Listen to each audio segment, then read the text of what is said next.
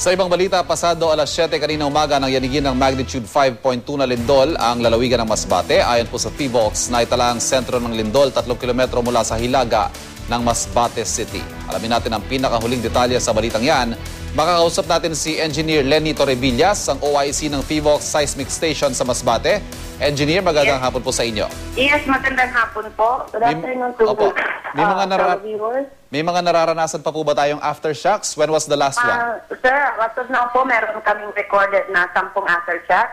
At yung tatlo po noon is felt aftershocks. Yung isa po intensity 3, isa po intensity 2, and the other one is intensity 1. Sa maliban po sa Masbate, may iba pa bang lugar na nakaranas ng lindol, Engineer? Apo, ang Aroroy is intensity 4. Ganon din po sa Balenor. Doon po sa Dimasalang, intensity 3. And then po, doon po sa kalapit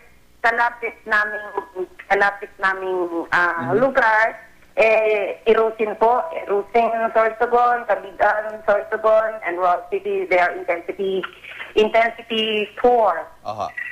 Every so often, nakakaranas po ng pagyanig dyan po sa Masbate at sa mga karating lugar. Ano? How would you classify this one this morning? Medyo mas malakas po ba o mas mahina kumpara sa mga nakaraang taon? Nakaraan po. Actually po, sir, yung nararamdaman natin ngayon na yung 7:06 morning na lindol, that is only 5.2 magnitude, wherein po noong 2003, nagkaroon po tayo ng magnitude 6.2 earthquake. So meaning po mas malakas yun. Kaya lang po dito, passing impact. Kasi po, we are very near the epicenter. Opo.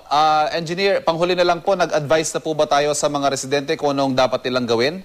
Kaugnay po ng lindol na ito? Actually po, sir, even before and even sa ngayon po, lagi kami, meron kaming mga dissemination at the same time, mga earthquake drills in schools and even in offices. Okay. Engineer Lenny Torrevillas, maraming salamat po sa inyo. Okay po. Thank you din daw.